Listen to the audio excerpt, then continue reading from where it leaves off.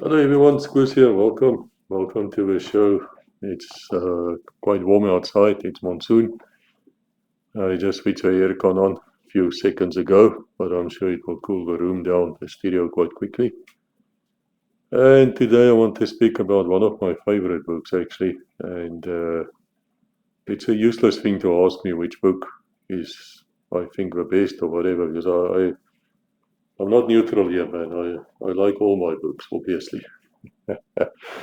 But this one I really like quite a lot because it's based upon an exercise which actually took place, and it's also very much out of the box thinking, and it also deals with something in counterterrorism, which I think is gonna happen quite a lot in the future. It's happening already, and I'm really not aware of anybody else being able to do this. Well, I don't know. Perhaps, who knows? We hope so. But the book is called Codename Ndebele 14. Now, obviously, Ndebele refers to Gilsang Peter Ndebele. It's a one character in the book, former Special Forces officer and operator. In the books, anyway, he's a platoon leader about to be promoted to company commander when Angelique's dad is captured. He was the Special Forces commander, retired now. Some terrorists get hold of him, keep him hostage. Um, Foxtrot and his team is right around that place they want to get in. But sadly, they never get orders to do so. I think the story is described in codename Foxtrot, so you can go and look there what actually happened further. So anyway, they fell to the rescue, and both Gilsong and as well as Foxtrot is basically told to resign their commissions and to take a hike. And if you read codename Snake 606, you will see the recruitment process, which actually takes place at the general's funeral, where it's described. So the two of them are like brothers. One's white, the other one's black. It's not uncommon in South Africa, to be honest. You know, the liberals, I don't know why you would ever listen to me, but if you are from overseas and you don't really know how it was in the old South Africa, let me tell you, there were a lot of black and white soldiers, policemen, bodies. Yeah, they would die for each other. Go to a unit like 3-2 Battalion or 3-1 Battalion, go to 5 Reconnaissance Regiment. Yeah, they were very, very close and they friends to this very day. So that happened, you know. A lot of people said to me, yeah, but in apartheid South Africa, you know, the black people walked around with chains around their necks, you know, and they were, you know, the only place where that happens actually is in the US, you know, with your chain gangs. Yeah, yeah, still happens to this very day. But you would be surprised. You would be surprised. There were a lot less racism in South Africa in the old days, what I found, let's say, in a place like Europe today, and a lot less when I think is in the US today. You'll be very surprised. So it's not uncommon. It's not uncommon for a black officer and a white officer to be really, really close to each other. Also in the books, Peter Ndebele is actually playing the role of a wise man. He's extremely respected by his people as well as by Angelique and Foxtrot was of course the other two main characters. And they're always together. It is seldom that you don't see Peter Ndebele somewhere. And so when he talks, when his opinion is asked, he is listened to. People do listen to Gilsong. Now, I have to say to you, I don't know how the artificial intelligence voices on the audio books are going to say the word Gilsong, probably Gil slang, something like that. It's okay. It's okay, guys. I don't have money to pay for a South African actor to audio the books for us, and so I was very grateful to Amazon when they got this thing of theirs going with the artificial voices. But that's fine. That's one of those things. Was there such a fellow? Yes, absolutely. Absolutely. And quite a few of the Special Forces people would know him. Well, a lot of them would. Where are they now? Yeah. I don't know. Can't tell you that. Man. But anyway, so this book, codename Ndebele 14, actually plays off in East London. Now, East London is a port city. It used to be known as Port Rex on the eastern coast of South Africa. This got nothing to do with London in the UK, which is a disgusting place. Been there. Yeah. Yeah, I even went to the West End or something to saw some play. Man, that was dreadful.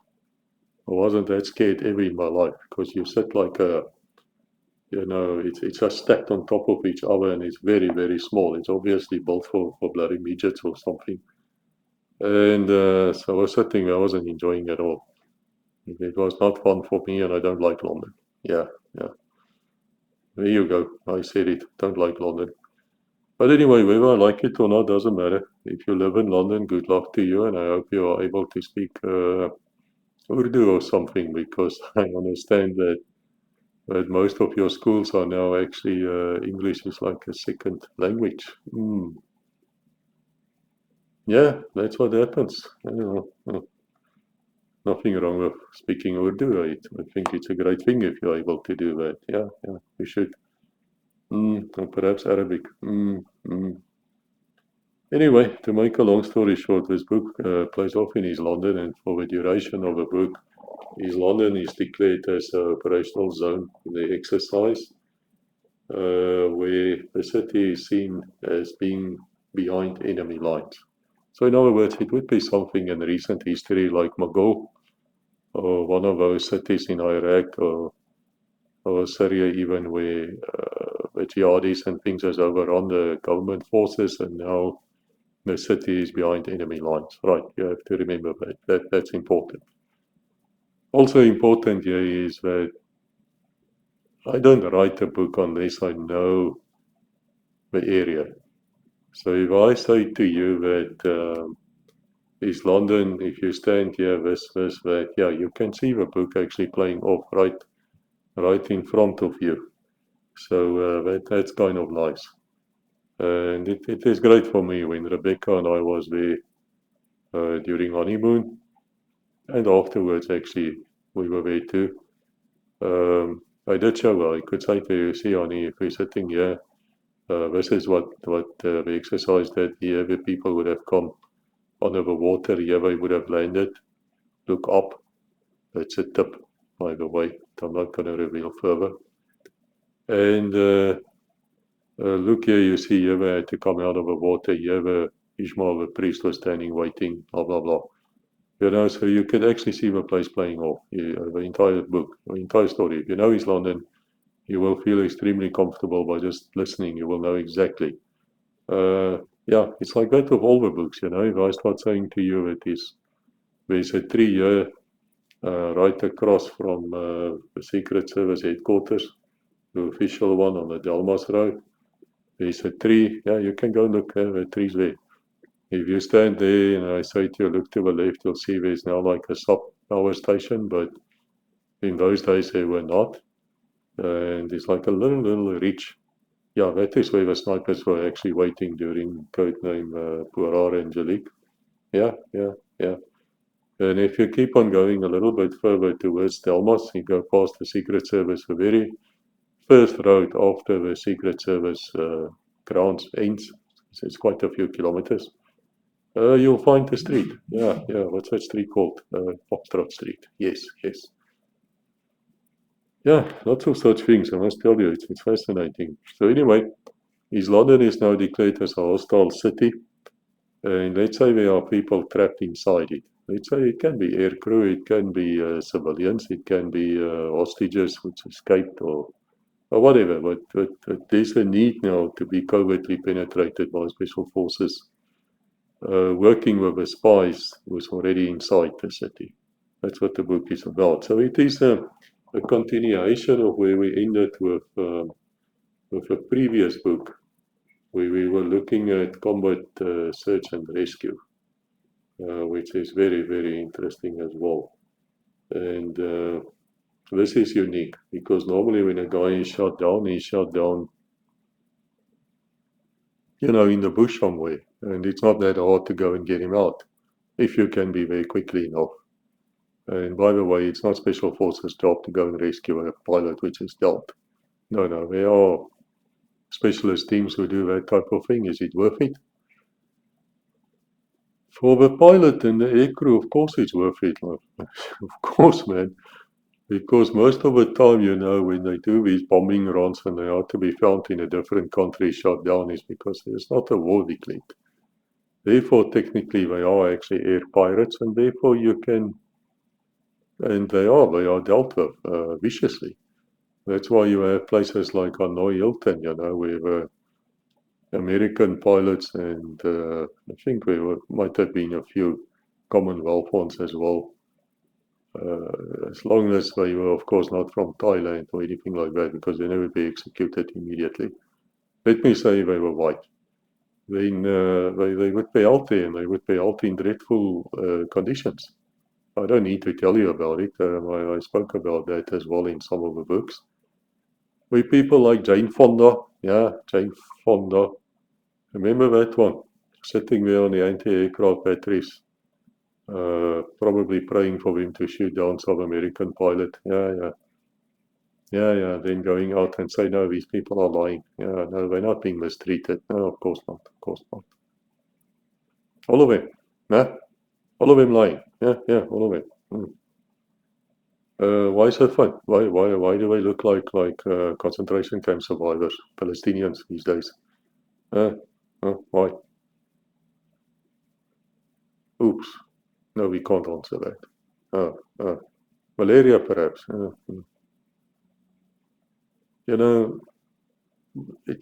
It's really annoying when people start denying what is obvious. Because really you have to live in a damn bubble with people saying to you all the time, oh, you're so cute. Oh, yes, I agree. But that's how you talk to a 5-year-old child. Not amongst grown-ups, man. Wake up. So anyway, this is the challenge which we faced. And we had to work out a way. How can we get special forces into a city without people knowing we're there? Now, there are many ways of doing it. I didn't reveal all the methods. On purpose, I was asked not to.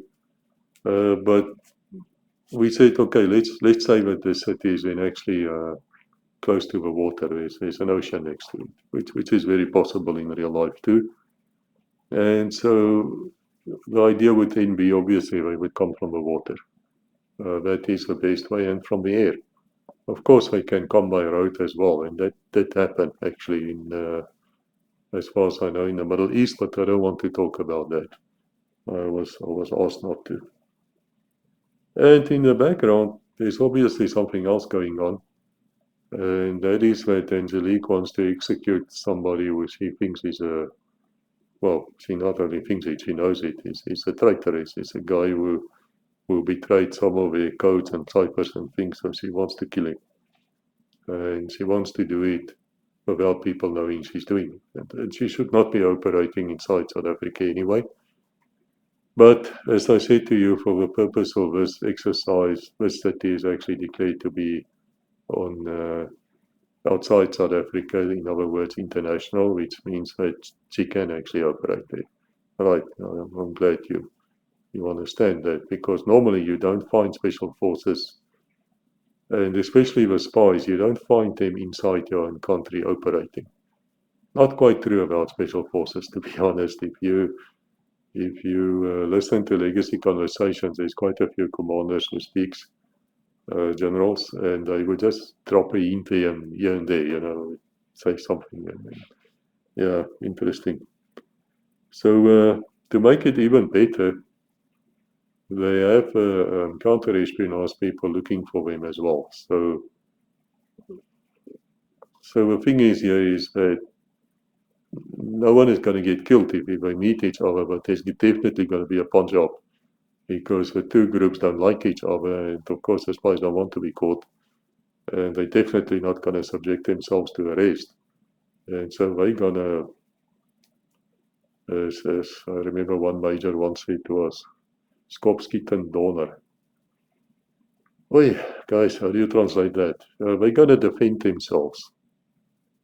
Yeah, by all means necessary except causing death. In other words, it's like being on the run.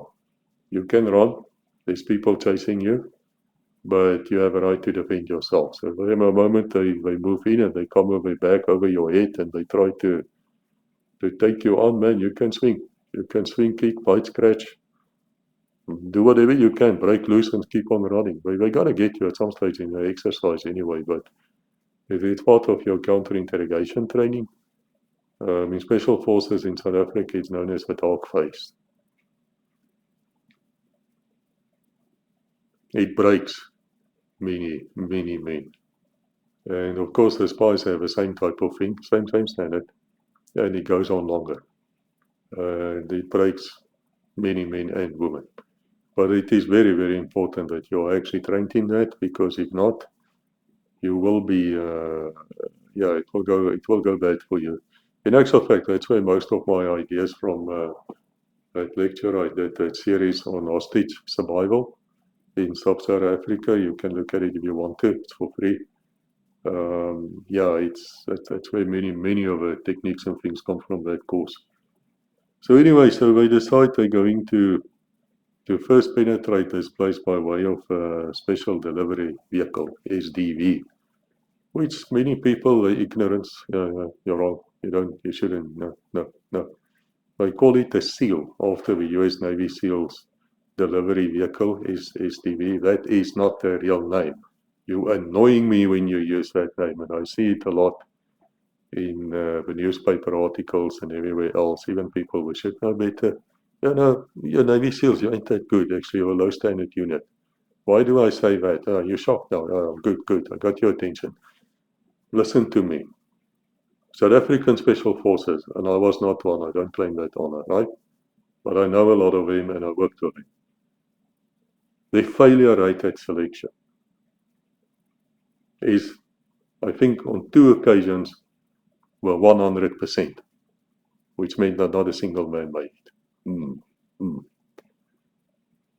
And then on 1 occasion or 2 occasions, also 1 person actually made it. Out of all we tried, 1. And if you want to know who that is, he actually speaks on Legacy Conversations, a guy called Colonel Frans Fourie, who knows Kruksholder. Yeah, go and listen to his episodes. You'll be surprised. Because he knew there was something going on, because he didn't see any of his mates. But anyway, I don't want to tell his story. He tells it himself in his own brilliant fashion. Brilliant officer. Whenever you see Frans Fourie somewhere, people just come to him. They come to listen to him. Whenever there's a parade going on, or there's a lunch, or there's dinner, Frans Fourie is the one who stands up and do the prayer. Yeah, reminds me very much of Hilson Peter Ndebele, who also acts as the chaplain in the books. And Peter Ndebele is not based upon Frans Fourie. Just want to say that. Don't get ideas. Frans Fourie doesn't even know about these books. Good friend of mine. Great man. And then there where they actually pass, your failure rate, on average, is about 95%. Do you get that? That means if I have 100 people standing there to start the selection phase, 5 of them will make it. Perhaps 6. Not more. Right. So tell me, British SAS, New Zealand SAS, US Green Berets, French Army Special Forces, who I rate very highly, Australian SAS, all the famous units which you think is the best in the world. Yes, you do. What's their failure rate? Tell me. 64, 65%. There you go. I'll explain to you now why I made that sarcastic comment. US Navy SEALs, what's your failure rate? Come, tell me. 80%. Yeah, there you go, 80%. Now, please keep in mind, I'm not talking about SEAL Team 6, nor am I talking about Delta, or whatever they call themselves these days. I'm not talking about them. I'm talking about, let's call it basic special forces selection. Right. South Africa one, if you take all the phases and things together, is 3 years. That's your selection. It takes a year to actually train the guy, and then you go to legacy conversations, you'll hear many special forces members talking, and they will explain everything to you. My point is as follows. If I have 10 South Africans standing here, special forces members, and I have 10 of you, 10 of you, 10 SAS, 10 SEALs, 10 Green Berets, 10 whatever. Now I'm going on a route march. Yeah, we're going on a route march now. Are we going to do something which involves a lot of stamina and running and whatever? Which is your other damn problem in life, because DNA will prove to you it's a tiny, tiny minority of people who can actually make that selection. A tiny minority. It's not for everybody. It's not for the entire population. If you say to me you have about 50,000 special forces, special operations people in the US Army, I piss on you, to be very blunt. Because you cannot have that many according to your DNA. It's not possible. So somewhere along the line, you lower your standards. So when you're going to get to the end line, when the whistle blows, and you got to be there, all the South Africans are going to be there. Yeah. I'll be kind to you. The rest of you, 7 of you will be there, because 3 would have now fallen off. They won't be there. Of the SEALs, well, let's say 8 of you are there. 2 of you would have fallen off. You see where this is going? You see where this is going? There's only one proper, genuine, I say that American like, genuine. There's only one such unit actually in the US which I have any respect for, and that would be the US Marine Recon. Why? Because they're small.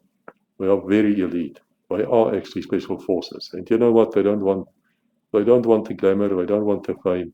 They just want to be in the background. They want to do reconnaissance. They can do everything else which the rest are doing, and they are not overused like you lot. That's your damn problem. That is why you have a drop problem. That is why I could quote for you Captain Jamie Sands for the East Coast SEALs, where he said, it's not okay to do drops. He said, my entire world has been shattered. Yeah, why? Because you too many drops around you. That's your problem, man. But I can go on and on about that. Point I'm trying to make to you is that unless you are up to the standards which you should be, somewhere along the line, that lad which you put through, that case which shouldn't really be there, but you need the numbers, it's going to drop you. Yeah, it's going to drop you. It's going to screw up your entire operation. He's the one who's going to, he's a weak link. And in that world, if you have a weak link, guys, it's a very, very bad thing to have. So anyway, that is the book.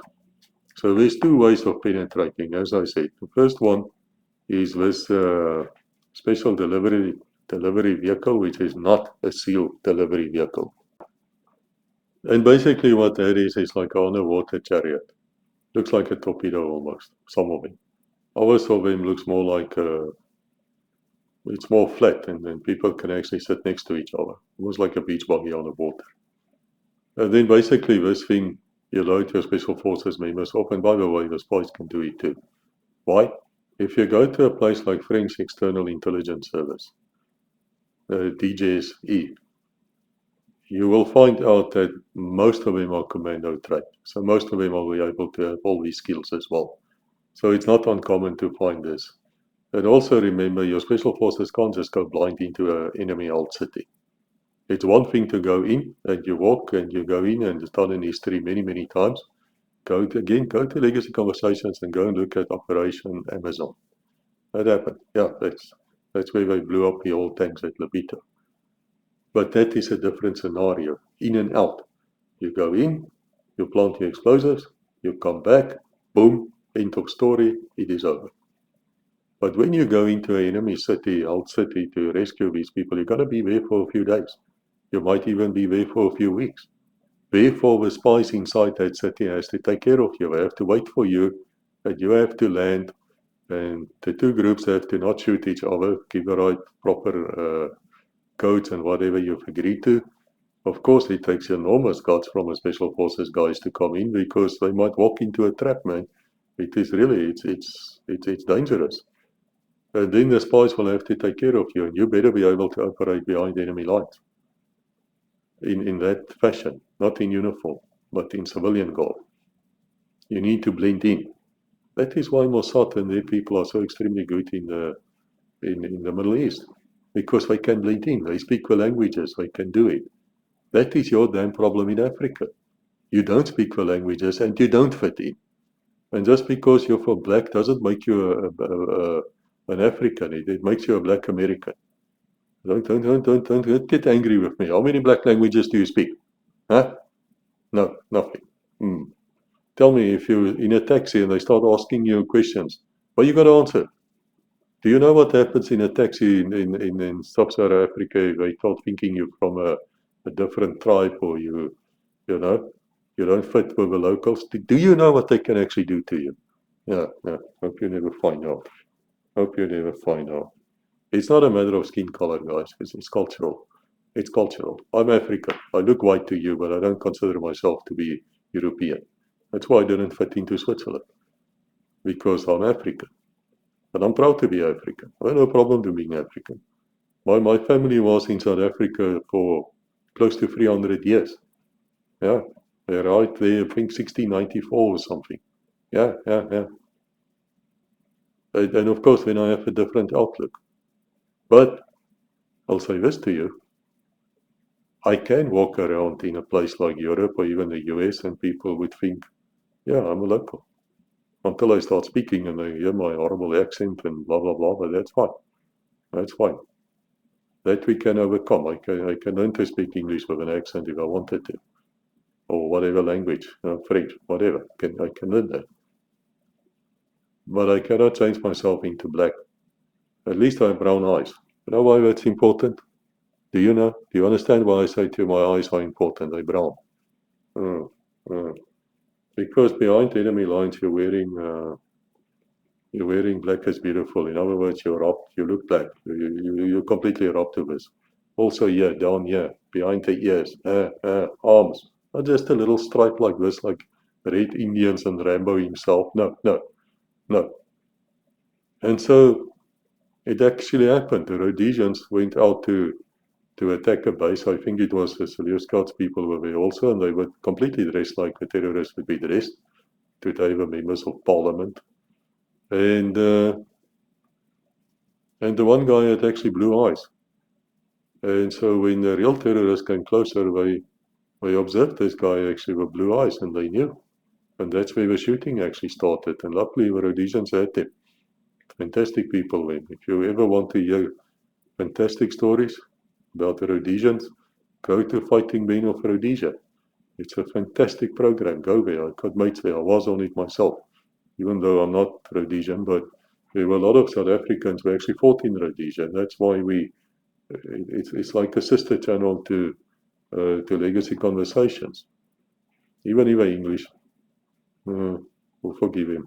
No, they're good people, fantastic people, even today. The Zimbabweans do not deserve what that Papua Mugabe brought to them. Really, didn't deserve it. And the South Africans there as hell don't deserve what the ANC brought to them either. I talk about it in many books. I talk about the cancer. But you can go and find out what is the cancer. Yes. So, brown eyes are actually important. In one of the books, I think it's codenamed Missile 72, Foxtrot and Field Songs Behind Enemy Lines in Mozambique. And they're training guerrillas, anti-communist guerrillas over Renamo. And there were quite a few people on Legacy Conversations who were speaking about that. And to make a long story very short, at some stage, Field Song is laughing at Foxtrot because Foxtrot's taking a wee. And so we asked him if his parents were perhaps related to zebras. Why? Because his thing wasn't black. The rest of his body, whatever was exposed, would be black. But of course, he took his pants down. It was still white. So you see the problem here, guys, and that's why you need black soldiers in South Africa, and especially as spies, and especially as special forces people. They are extremely good at this because they fit in. And yes, they were at some stage operating inside South Africa, but I don't want to go into that as well now. The fact of the matter is they decided they're going to go with one of these special delivery vehicles. They're going to go into East London Harbour. Now, for you who don't know, East London Harbour is the only river harbour in South Africa. So it goes up the Buffalo River. And that's also where all the C-class Mercedes-Benzes are made and other vehicles. It's a city which is built around those factories. And it's very English. You hardly ever speak Afrikaans there. I was there at school. My last year at school, I was actually there. So you really learn to speak the English deliciously. Better than I speak it now. You would have no chance. I mean, these English punks would hunt you down.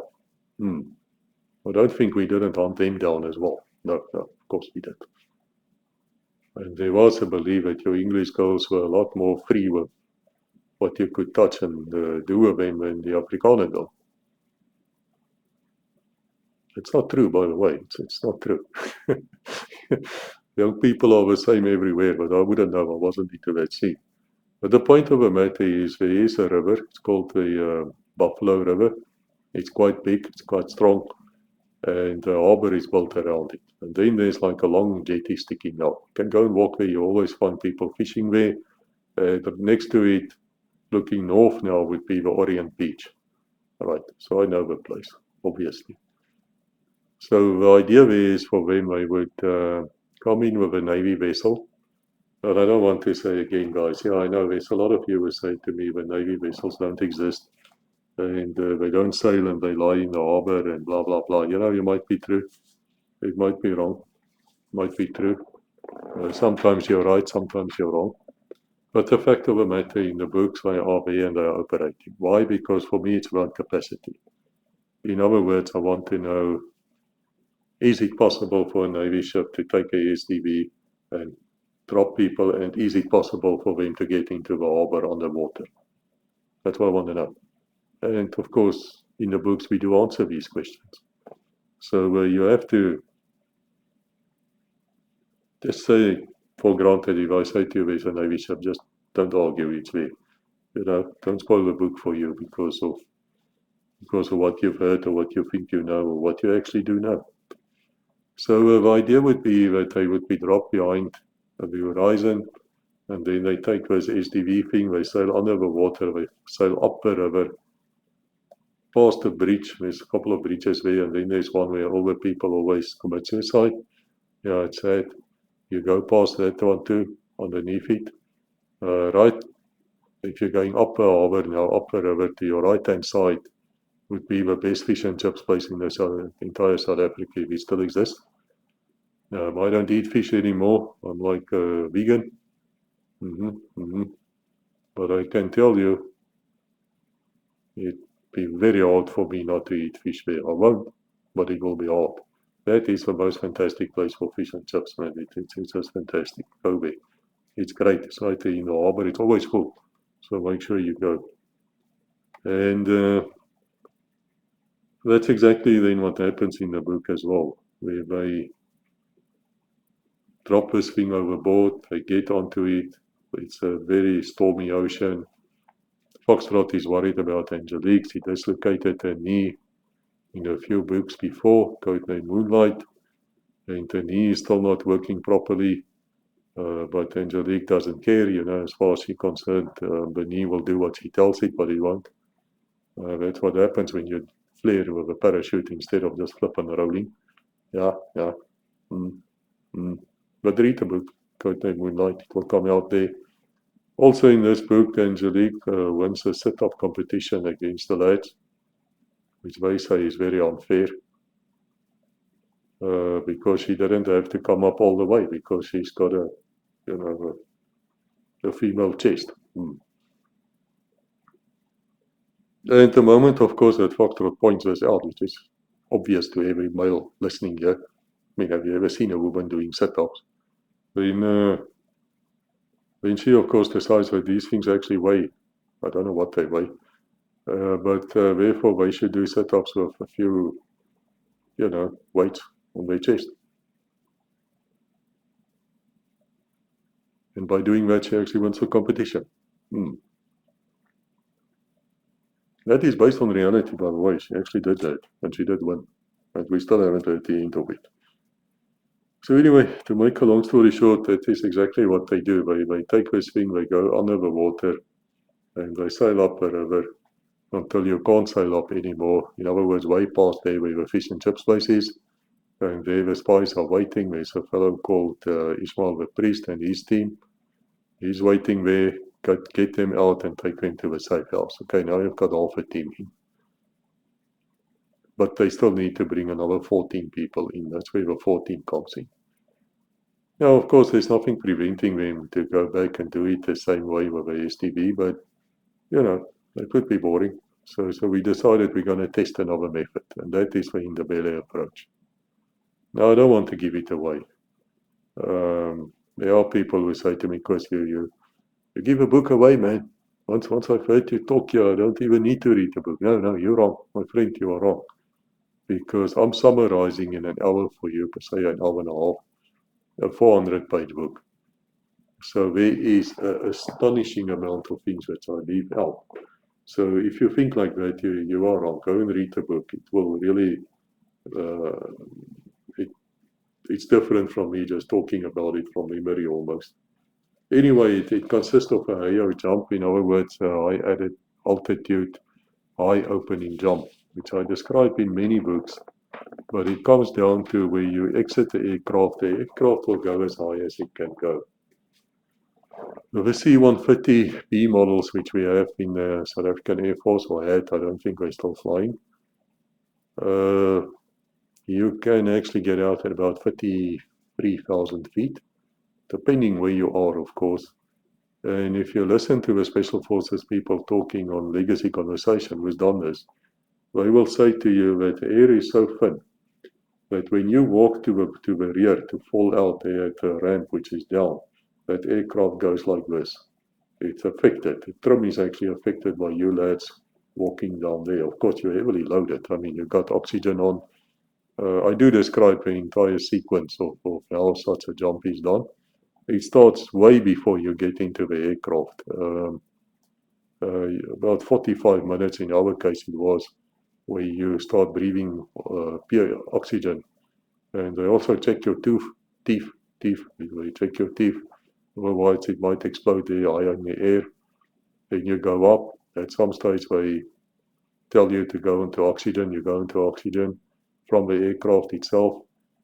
And then at some stage when you're about to jump, you will know about it. The red lights will be on inside the cargo area.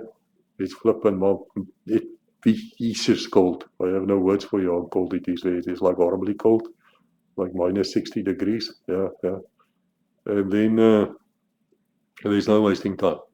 So when you get out of that aircraft, you have to switch your electric suit on. You have to stabilize immediately, as quickly as you can. Open your parachute. And of course, by this time, you're breathing from your oxygen, which is right here on your chest or wherever. It's different in different units, guys. So don't be angry if my way of describing it might be slightly different from you, but that's the basics. You need air and you need heat. And then there will be a fellow who actually navigates. He's got like something hanging on his chest like this paper. There'll be a compass. There will be a GPS type of device, but it won't work on GPS. It works in different ways, but I can't tell you. The same with the STB. There is a way of navigating, which I can't really reveal to you, but it's fairly well known. Obviously, it's not GPS, but you should know where you are at all times. The damn problem with STB is because everyone is wearing rebreathers, is you cannot go that deep, about 18 to 22 feet. It's about as deep as you can go with a rebreather, or that's the way we were told and trained. If you go deeper than that, you will die. Mm. Mm. So sometimes it would be better to use normal, nitrox and whatever else mixtures you have. But the problem is when the air comes up and it goes up, and then there's a trail of you can absolutely see where the divers are. That you don't want. Because that will betray you, and I assure you, I see that. Few hand grenades and you will pop up like a smashed fish. But once you're on the top, I might either shoot you or I get you out of the water and I speak to you, and then I shoot you. That's how it works. That's how it works. That's how it is. It's cruel, man. It's cruel. And of course, when you do these things at night, and both of us happened at night, you see nothing. Nothing. You don't even see the person's face here in front of you, the back of his head or her head. You might know she's there because her hair might hit you on the face or things like that, because this thing is moving under the water now. But you have to trust your coxswain, whatever they call him there in the front. Normally they have an extra fellow also would be navigating with timers. Everybody knows that when you swim with rebreathers under the water, you count your strokes. So you will know you can go 900 strokes with your legs self, and then you have to turn, say, west or left or right or whatever. You have a plan. It's worked out. But the nice thing about rebreathers is you can stay on the water for about 18 hours. Yeah, you can stay extremely long on the water. And yeah, and if you read Codename Puar and Angelique, actually, Velsang and Foxtrot, after they sabotage the submarines. Oi, guys, I know there's some Navy people listening here. I'm sorry. I had to do it. I had to write it like that so that you can understand that the threat that it is possible to sabotage your submarines. That's why I wrote it. It's a warning. But I know that you would not be happy about that. Or Codename Phoenix, where a frigate is actually sunk. But you know why? You know why? Because we found documents from terrorists and we interrogated a few people. We said, yeah, they wanted to create a Q ship and they want to ambush a frigate and they want to sink it. Can they? Yeah, of course, of course. If I can get close enough to you and I have the right weapons, then I open up and I start a fire and I flip and will. Yeah, I can. If I don't sink you, I'm going to seriously damage you. You don't have armor. You've got nothing. You can't protect yourself. And I'm not talking a USS Cole here. I'm talking about something else. Anyway, you'll have to read those books to know what I'm talking about. Puar Angelique, as well as Phoenix. It's part of the Eggbreaker series, so I did speak about it before. So anyway, back to the parachute jump now. You would open your chute and then you would form up. Many times they would have these infrared glow sticks on them, not during actual operations. But in training, definitely the leader might flicker and the rest wouldn't. And then so you can see him in your night vision and you just form up on him and you just follow him. In fact, with this incident, with this Ndebele approach, it's slightly different because they jump in sequence. So they're about 2-3 minutes apart from each other. They're coming in 2. Guys, but I don't want to tell you why, because if I tell you why, I give a book away for you. But read the book, and if you're ever in East London, please go and see where they land. It's described in the book. You will see. Obviously, you cannot land in a park. There's people there, in a city. And if there's people in a city, and suddenly there's a bunch of guys coming in the middle of the night for parachutes and they land there, well, you think they might go and call the authorities or jihadis or whatever. You think they might actually start shooting at you. Huh? You think that? Yes, of course.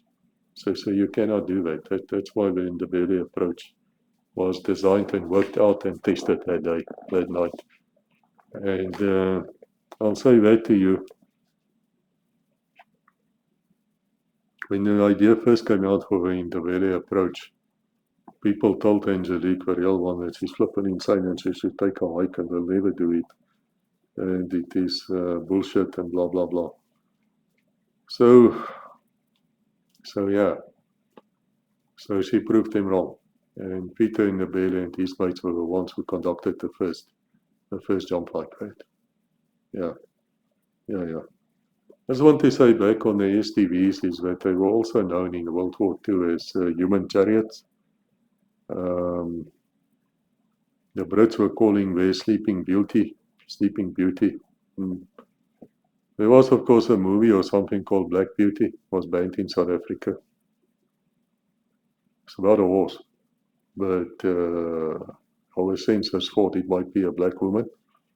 And in apartheid South Africa, of course, there ain't such a thing as a beautiful black woman. Well, those people were stupid, weren't they not? They were really... Man, they were strange, but we didn't know any better. Anyway, but the people, you would be surprised, but in the Second World War, actually the commandos who made these SDVs famous were actually the Italians. Italian frogmen were actually very good at it, and they sank quite a few ships. I mean, I think there's one battleship which they sank in Alexandria Harbor. That's in Egypt during the Second World War. Now I describe this in the book. It just occurred to me, and the Brits had to deny that this actually happened. So they got it to stand upright. So even though it was lying on the bottom and it was actually sunk from the air, it would look like it might still be there, still be floating. So they were playing that double bluff, and then it was towed, and it got to Durban Harbour, where the British MI5 in those days, before 1961, MI5, MI6, of course, were in South Africa legally, because it was a dominion, part of a British Empire in the Commonwealth. So they started worrying themselves to death that there's going to be a sabotage act on the ship. Greek coat-name Wrangler. I go into that quite a bit. Other name for this thing is also a swimmer delivery vehicle. And some of them are quite big, and the submarines which they take them down these days, especially the Yanks are good at this, is quite big. They have like a hanger on the deck, and the thing is inside it, and you can control it out there with ropes or cables or things. And they do use these things, you know. It is really, they have the money to do these things. It's amazing. But as I also say to you, it can be deployed by surface warship, which it was. Your problem is you need to hide it. Because imagine this, if I look at a surface warship and I see suddenly there's one of these things on the deck, I would know, oh, right, where those things are, special forces must be. It's just like that. I mean, you know. So you've got to hide these things. We talk about that as well. We also talk about how you get out of a submarine under the water.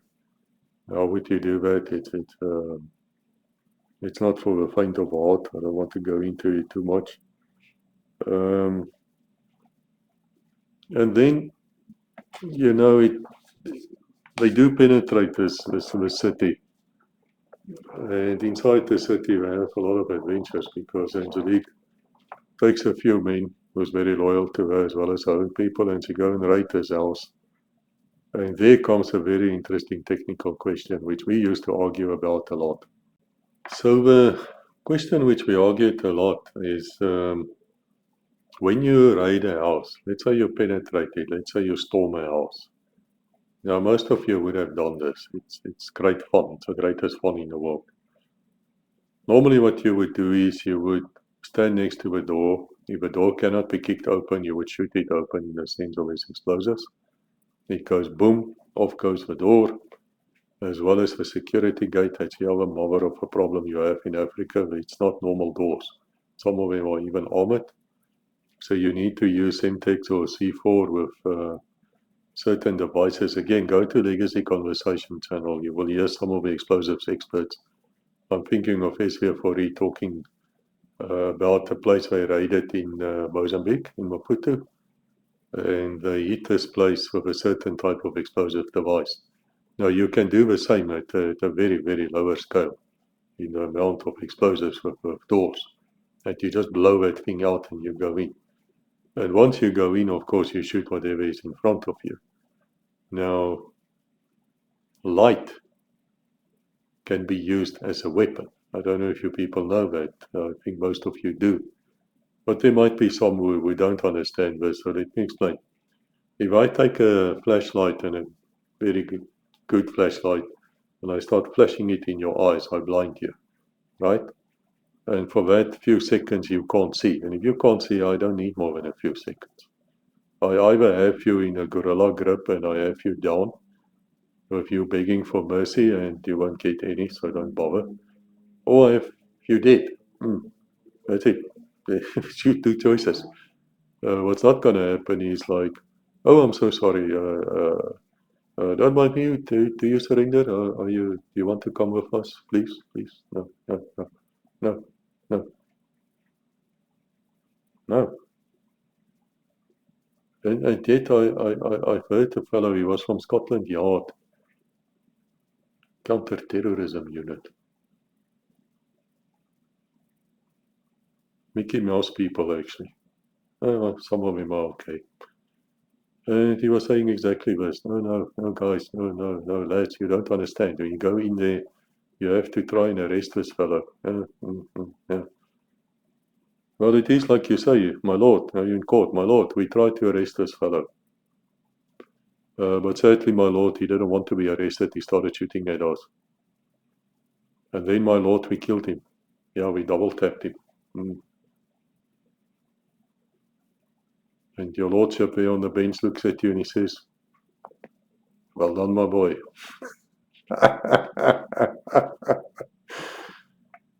There's strong rumors, of course, that in the old days in South Africa, you would get orders beforehand, before you struck a house, whether the people actually want to arrest or not. That never happened to me. I've heard it. I will not say it's true or not true. I don't know. What I can tell you is, in the police anyway, yes, your first attempt is always to arrest and not to kill. But when you go into a house which is full of terrorists and they are armed and they are going to kill you, I guarantee you, you've had your chance to surrender already. And let's leave it like that. So anyway, the question is, can you use lights? Now, obviously, you can switch the light on your firearm, whether it be under the barrel. Sometimes you can hold it in your hand. There's some people who have a shooting technique like that, where you shoot basically, you've got the torch here and your barrel over there. You'll use it like that. You fire 2 times, double tap, and you move. There's no such thing as standing still in one spot. Because the moment you start shooting, that entire room will lit up from the flashes of your firearm. Yes, it does. Even with the, subsonic type of bullets you use for self-expanding bullets, because you want to kill somebody, you're not out to. Again, this is killing business, and business is what? It's good. Then the question came is, okay, if you don't use that, and they have a new type of flashbang as well. It's not new. It was new to me, but it's not new anymore. 20 years ago, which doesn't actually explode, because normally when you throw a flashbang in, it explodes twice. Dup dup. And that was first used in Lufthansa with that Mogadishu raid. That's where that happened. We used that first time. But since then, it's been used all over the world. You throw in a flashbang, boom, boom, and that disorientates people. You go, now they got a damn thing with sizzles. So it's like a disco light, man. It flashes, and it makes a sound at a wave which will disturb you. It's not quite a brown wave, that doesn't exist. But it has the same effect. It will disorientate you, and because it flashes, but it doesn't make a sound, which you can hear. It can affect you, but you can't hear it. It might affect the police dogs. I've seen that. So you might use that as well, or you just go in and just, if you know the place and you've done it before, you just go in and just do what is necessary. But the question arose, wouldn't it be better sometimes to split the lights on? In other words, the lights, overhead lights, like I'm sitting here now. You switch that on, and immediately you can see where to shoot. You shoot, you have your laser dot sight or whatever sight you have, and you shoot and you get on. or you should, or you switch the lights on and off. You see, the problem with this argument is that they can see you as well, so you lose your advantage. The second problem is now you have to look for the damn light switch. The third problem here is that you don't have the lights actually working. And your fourth problem is that the light, even if it comes on, might not be that bright. If it's this fluorescent thing, it takes a few seconds to get actually working properly. You don't have a few seconds, and that's your major problem. That's the fifth and the last problem is, man, you've got to move. You can't wait. Once the attack starts, it starts. So you have to get in and you have to get out. And anyway, so the attack does go in. You can go and read it or listen to it on the audiobook. It is very good because they discuss all these things, technical details, which is 100% correct. And then the last part of the book is actually the funny part, the whole last few 5-6 pages, is because Angelique has worked out another way to exfiltrate. Now, normally what would work is you would be standing there on the beach, you send your signal with infrared, and the lads coming to fetch you are there already behind the waves. They won't come closer unless you give them the right code. So they come in, you get on the motorboats or ski boats or whatever they have for them, and off you go.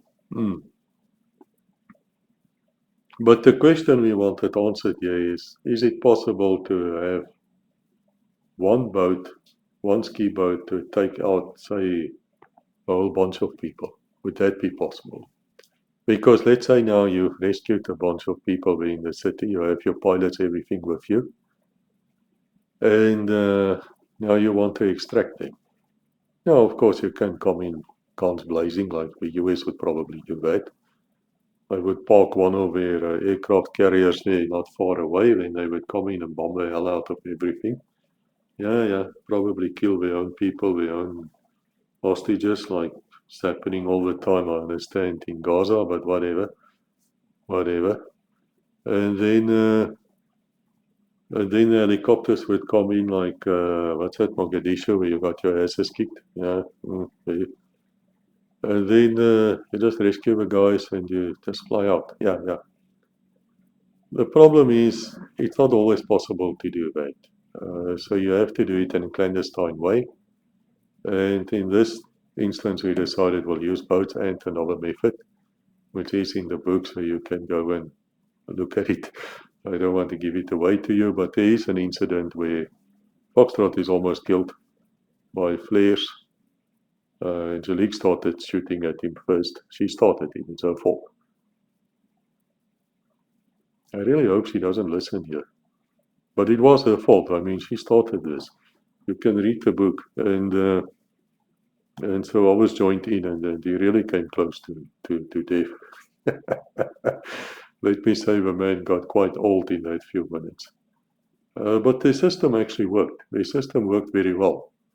And it is being used. It's not normal use, but for emergency use, it can be used, and there's really a lot of advantages in that system of extraction as well.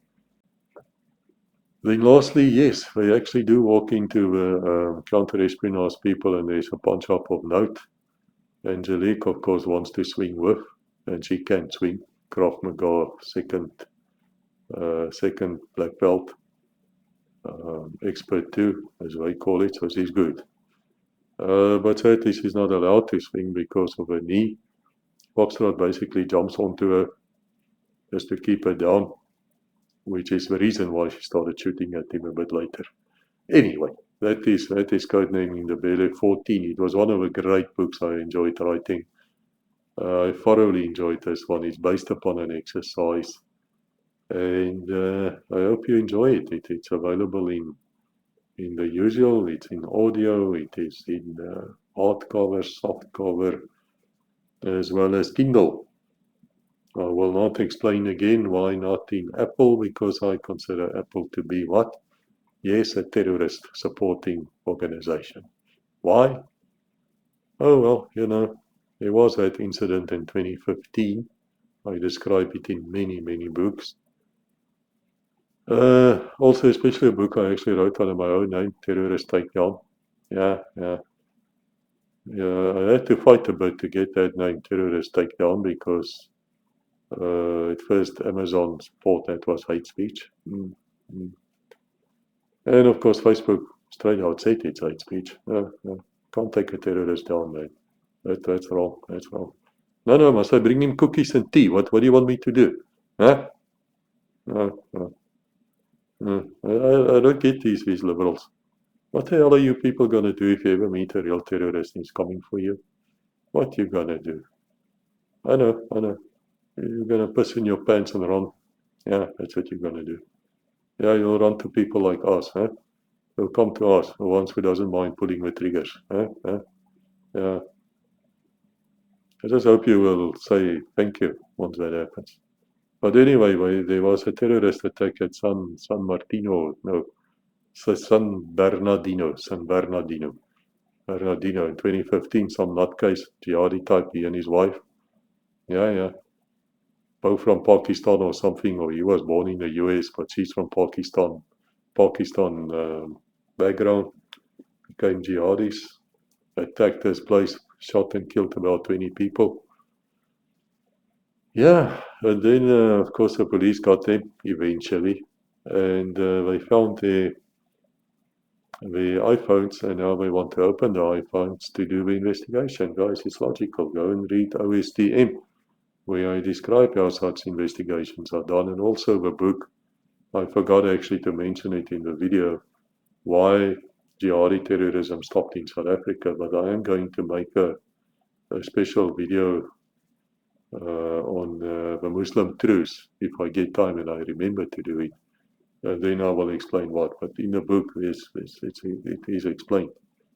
And so anyway, to make a long story short, the FBI then gets a court order, yes, from a judge. They go to Apple and they say, guys, we have this terrorist, we have the iPhones, please, can you break them for us? We need to see what they've done and not done. It's a reasonable request, don't you think? They got a court order where lots of innocents has died. They are dead themselves, they can't talk. So, you know what a normal company would say? Of course, come, let's sit down, have a coffee. I'll do this for you, no problem, of course.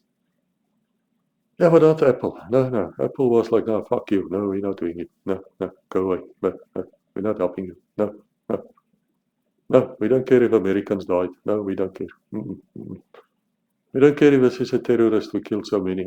We don't care. Our privacy is more important. Do you think privacy is an absolute right? Seriously, do you think that? I'm asking you as an attorney, human rights lawyer. Do you think that? Because you're stupid if you think that. It's never absolute. It cannot be absolute. So anyway, they went to the Israelis, and the Israelis then cracked the phones for them, and they could do the investigation. Yeah. That's why no TMJ book or my own books will ever be found on in the Apple format. And if you find them in the Apple format, they're stolen, and don't buy them. I've never given permission to do it. In fact, the book shouldn't be anywhere but on Amazon. But they are, of course. People do steal. That's how it is. So that's the book. That is Name Ndebele 14. Hope you enjoy it. God bless until we meet again.